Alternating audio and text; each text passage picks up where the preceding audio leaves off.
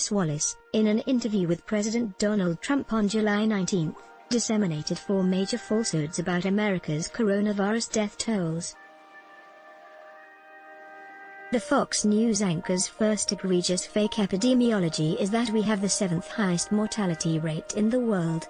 The COVID-19 mortality rate can be measured by deaths per 100,000 people or a deaths to cases ratio, and President Trump and Wallace battled over the latter. The website, www.statista.com, has the deaths to cases ratios for 148 countries, and the following table lists those for the 37 democratic, economic powerhouses who are members of the Organization for Economic Cooperation and Development, countries and deaths to cases ratios less than 1%, Iceland, Israel between 1% and 2%, Australia, Slovakia, New Zealand, Luxembourg between 2% and 3%, South Korea, Czech Republic, Turkey, Latvia, Chile, Norway between 3% and 4%, Colombia, Estonia, Portugal,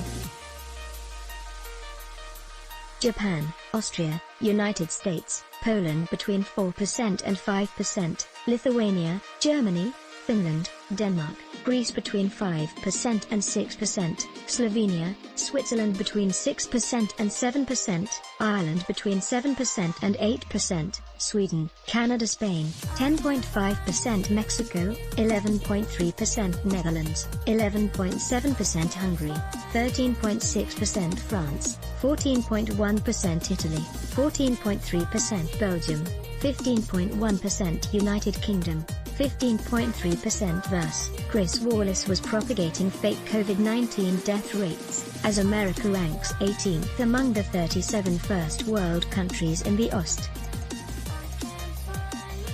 Among the 10 countries with the largest GNPs, America has performed better than 5: Germany, the UK, France, Italy, and Canada. Furthermore, America's 3.58% D-to-C ratio is statistically equivalent to Japan's 3.53. China, India and Brazil are among the world's 10 largest economies, but they aren't members of the OECD. The second fake COVID-19 death statistic disseminated by Chris Wallace occurred during this testy exchange with President Trump. President, show me the death chart. Wallace, well, I don't have the death chart. President, well, the death chart is much more important than the cases chart. Wallace, but I can tell you, the death chart is 1,000 cases a day. In the non-fake news United States, there have not been 1,000 deaths per day between the end of May and the taping of the Trump-Wallace interview in mid-July. The Centers for Disease Control and Prevention publishes every weekday provisional COVID-19 death tolls by week and state, and here are the numbers for the 7 weeks between mid-May and the end of June. Week ending date deaths that week: May 16th 9,016, May 23rd 7,046, May 30th 6,006, June 6th 4,858, June 13th 4,033, June 20th 3,551, June 27th 3,321. Thus, the daily toll plunged from 1,288 deaths in mid-May to 474 deaths a day in late June. The worst death toll was during the week ending April 18th, with 16,961 fatalities, or 2,423 daily. Since the CDC's provisional death totals lag by a few weeks, I will use the Atlantic magazine's COVID Tracking Project (CTP) data for the daily death tolls in July, which are still much lower than 1,000 a day. July 1st 120, 853, July 17th 131, 523. During these 16 days, there were 10,670 deaths, or 667 deaths daily, which is an increase from June's daily average, but not a catastrophic one. Moreover, it is more than 30% lower than 1,000 a day that Chris Wallace proclaimed during the taped interview with President Trump, which was broadcast on Sunday, July 19. Chris Wallace's third and fourth odious falsehoods about the coronavirus epidemic in America are that there has been a surge of the coronavirus across the country in recent months.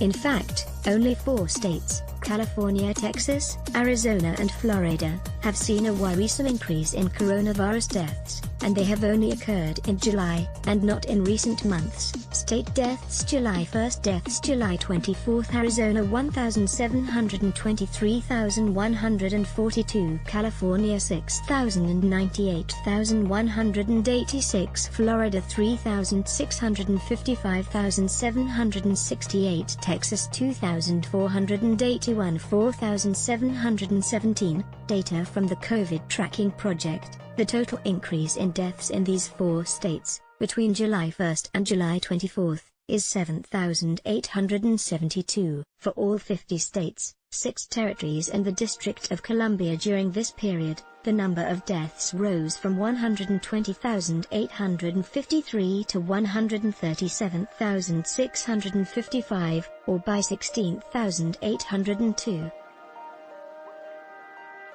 Thus Arizona, California, Florida and Texas account for 46.9% of the death total this month. Through Friday, the 24th, President Trump was partially correct to state, "Now we have somewhat of a surge in certain areas, and other areas we are doing well." In fact, almost all states are doing well. However, these 4 states with the increasing death tolls, which rank among the top 14 in population, still have deaths-to-cases ratios lower than both the national average, and from the states with the worst ratios, the CTP reports that America's has suffered 137,655 coronavirus deaths, out of 4,092,928 cases, or a deaths-to-cases ratio of 3.4%. Finally, during last week's contentious interview, President Trump nailed Chris Wallace as a purveyor of fake news, while the Fox News anchor feebly replied that "I don't think I am fake news." His 4 distortions on the no. One topic affecting 330 million Americans, coronavirus death tolls, have earned him the Scarlet J for fake journalism. Mark Schultz is a retired New City schoolteacher and a mathematician who has written extensively about science and the history of science. Read Mark Schultz reports. More here. Let's block ads. Why? Show your love for him. Click the link in description. Thanks for watching.